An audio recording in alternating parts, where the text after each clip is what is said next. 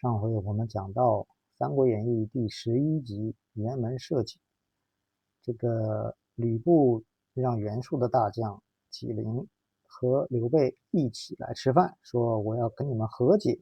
那他具体的办法是什么呢？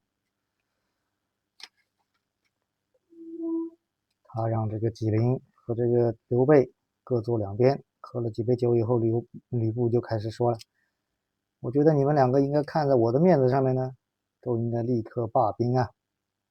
纪灵就觉得很惊奇啊，我奉了主公的命令啊，率领10万大军，专门来捉拿刘备的，我怎么能就此罢兵呢？是呀，说不过去呀，就你一句话说罢兵就罢兵了。刘备默默不语啊，张飞气得眼睛乱转，拔出宝剑说：我们的兵虽然不多，打你们是不费吹灰之力的，你敢伤害我哥哥？关羽就拦住张飞说：不要暴躁，且看吕将军是怎么样的主意，不成功我们再打也不迟啊。吕布说：我既然是给你们两家劝和的，就不会让你们在这里就厮杀起来呀。纪灵呢，就是说不可能罢兵的，张飞也气得要死。吕布看到这个情况呢，就吩咐左右把我的方天画戟拿过来。这个吕布就把方天画戟拿在手上，纪灵和刘备都吓了一跳。吕布说：我劝你们两家不要厮杀，就看这支方天画戟呀。然后呢，说完了以后，就让人把这个方天画戟拿到辕门外很远的地方，就插在那里了。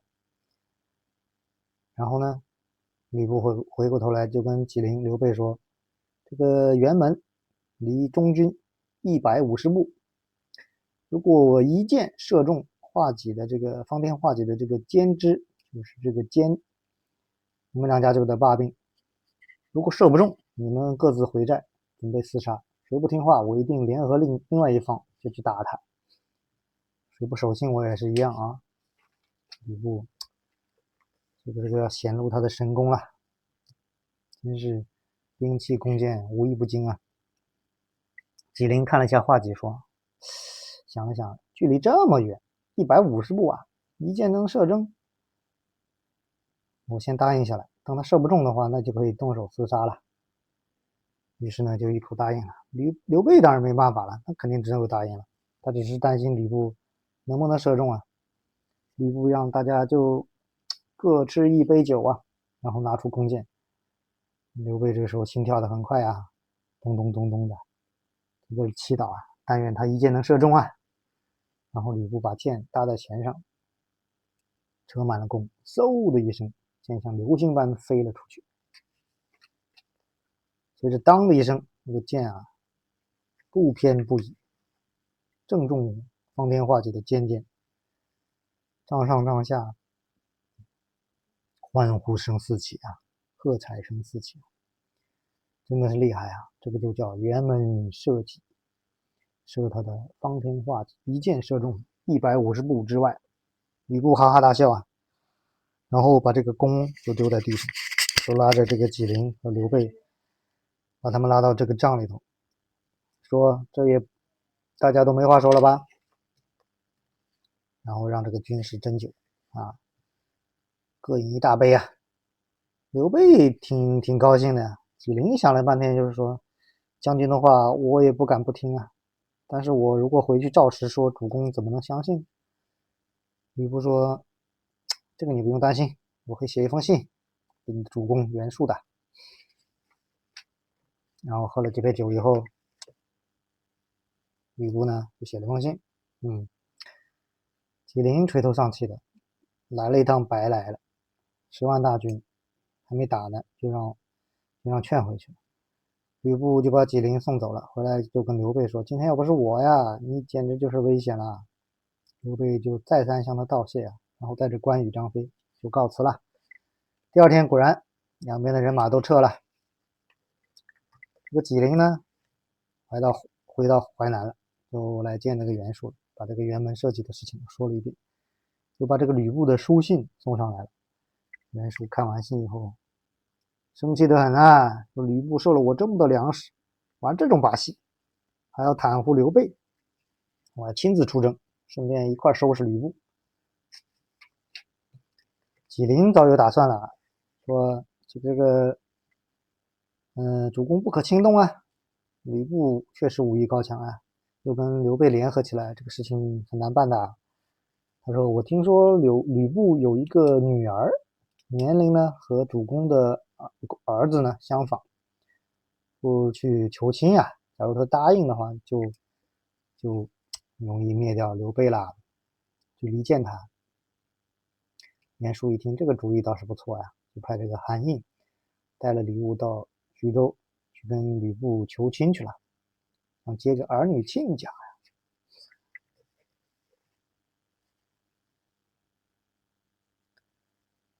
吕布就把这个韩印接见了一下，听了来意以后，他觉得他要商量一下。原来吕布有两妻一妾啊，曹氏已经去世，只有严氏生了一个女儿啊，大家都很夫妻俩都十分疼爱他。这个严氏呢，觉得袁术地广兵多呀，对这个亲事还挺满意，还挺看重袁术是这个有身份有地位的人啊，名门望族。吕布看到这个妻子已经同意了，就答应了，款待了韩印一番呀。韩印回去就报告袁术了，袁术就备下聘礼，叫韩印就送到徐州来，吕布就收下了，又设席款待啊，由他在这个宾馆啊安歇一下。第二天，陈宫就来找这个韩印来了，说这个是谁出的主意啊？让这个袁术和吕布来结亲，这不就是想要刘备的脑袋吗？然后这个韩印说：“你既然看破了这个计谋，你千万不能说出去啊！”陈宫其实并不反对这条计策，只是担心的日子一久，被别人看破了，事情要起变化的呀。韩印就着急了，让这个陈宫啊快想办法呀。陈宫回去见了吕布，就跟他道喜说：如今各路诸侯争相争雄啊，你如果跟这个袁术结了亲呢，一定有人嫉妒啊。成亲的时候如果有派伏兵来拦截，事情就糟了。你不如马上把这个女儿送到寿春去啊，这个时候才万无一失啊，早点送去。吕布觉得陈宫的这个见解挺对的啊，收拾了妆奁，就是这些嫁妆啊，还有这些化妆品啊，派这个两名大将把女儿送过去啊。这个时候，陈登的父亲陈规正在家中养老，看到这个吕布嫁女的这个行列啊，从这个门口经过，一问左右，大吃一惊，叹息道：“这是很毒辣的计策呀！刘备的性命。”这个陈规啊，越想越觉得不太好，就带病来见吕布了。吕布一看到就说：“啊，大夫何事急急前来呀？”陈规说：“听说将军快死了，赶来吊丧啊。”吕布愕然：“你怎么说出这样的话？我不是活得好好的，你跑过来竟然说是这样的话。”陈规不兜圈子，就说：袁术啊，一再送粮送礼，都是为了借刀杀人啊，杀掉刘备啊，以后肯定是想并吞徐州的呀。这求亲不是也是这个意思吗？吕布如梦初醒啊，就骂陈宫了。陈宫很可恶啊，害了我呀。吕布就谢了这个陈规，赶快让这个张辽去追赶一下。张辽追了30多里，把这个宋宪和魏续追上了。宋宪和魏续是吕布手下呀，那就只能把他再送回来了。这个韩印怎么能答应呢？这个张辽干脆你也不要回去了，领着他一块儿来见吕布了。吕布就让人把这个韩印监禁起来，然后派人回复袁术，就是推脱这个女儿啊，还有些东西没有准备齐备啊，准备齐备了以后再去完婚呐。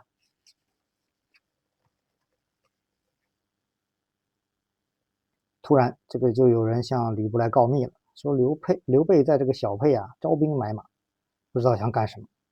吕布说：“这个把守一块地方嘛，总是要补充人马的嘛，这有什么好惊奇的了？”不料呢，他们这个宋宪和魏续又进来报告说，他们奉令到山东买马，买了300多匹好马，结果走到这个小沛的边界，被强盗抢了一半。他们一打听啊，根本不是什么强盗，是张飞抢了，把吕布气坏了，然后来兴师问罪了，找刘备去。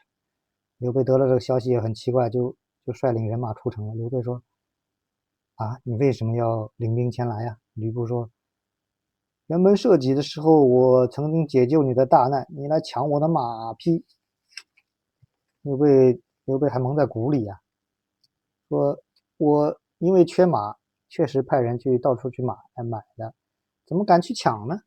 刘备以为他是你假装不知道啊，更加气愤地说：“你指使张飞抢了我的好马150匹，你还敢抵赖？”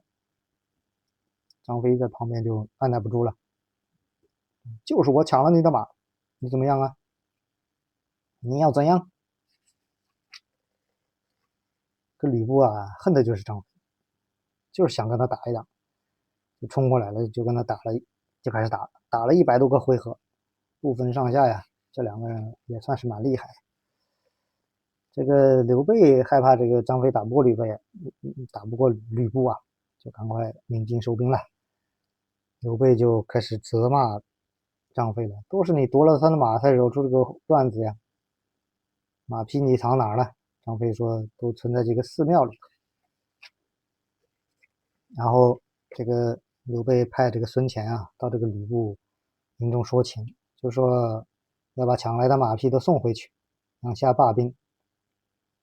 吕布刚想答应，陈宫却反对说：“你不趁此除掉刘备，将来一定要吃他的苦头的。”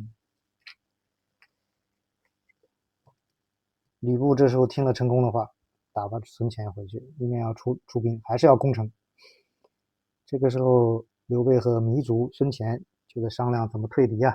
孙乾呢就说：“干脆我们不要小沛了，投奔曹操去吧，然后回头再借一些兵马来破吕布啊。”刘备说：“方法倒是挺好，但是谁能一马当先，冲出重围啊？”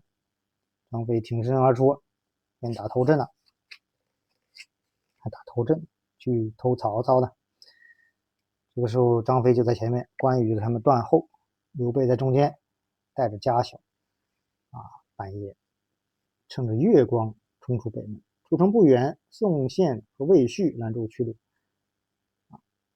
这张飞杀过来了，这两个人就知道肯定不是对手啊，眼睁睁的看着刘备啊夺围而去。吕布呢，知道了以后也不去追赶了，就让高顺呢驻守小沛，自己回徐州了。刘备一行人呢就逃到许都去了，在城外面安营。先派孙乾去见曹操，就说要来投奔曹操了。曹操表示很欢迎啊，请刘备进城相见啊。刘备把这个关羽和张飞都留在城外了，自己带着孙乾、糜竺去见曹操。曹操还对待刘备还不错啊，殷勤的接待。刘备就把这个吕布啊来回相逼的事情说了一遍。吕布是一个无信无义的人呐，我一定帮助贤弟把他灭掉。曹操这个时候还挺帮刘备的呢，啊，他不知道刘备这个野心不小吗？啊，后面他就知道了。煮酒论英雄啊。刘备走了以后呢，荀彧就来见曹操说：刘备是一个雄心勃勃的人呐，你如果今天不设法把他除掉，将来必有后患了。曹操没有答应，就在那里沉思，想了半天啊，荀彧也没办法，只好退了出来。没想到没过多久，郭嘉就进来了。曹操也比较看重郭嘉这个人呢，他说：荀彧劝我把刘备杀掉，你的意思是怎么样的呢？郭嘉就说了：主公，你兴兵是为了百姓除暴啊，你如果现在就把这个刘备杀了呢，谁还来投奔你啊？这还是要好好考虑一下的呀。曹操一听，正合他的心意，确实啊，你现在你把一个投奔你的人把他杀掉了，那大家不都不来了，是吧？当时是有这么一个考虑在呀。然后呢，曹操呢就跟皇帝上表啊，封刘备做豫州牧，还给了他3000人马啊，给他粮食，让他去到豫州去上任了。然后就召集旧部，准备进攻吕布啊。刘备再三向曹操道谢啊，带着关羽和张飞毅就上任去了。这一集辕门设计我们就讲完了，还是很精彩的。没想到吕布大显神威啊，一剑定乾坤啊，一剑休兵啊，这也是吕布的绝唱啊。谢谢大家的收听和观看，欢迎大家关注我的频道啊。下一集啊，我先说一下，下一集是战宛城。哇，这个是曹操被这个张绣，本来张绣都已经投降了，没想到曹操啊，惹得张绣不高兴啊。张绣后来又反叛，要杀这个曹操，把曹操十分狼狈啊。好，谢谢大家。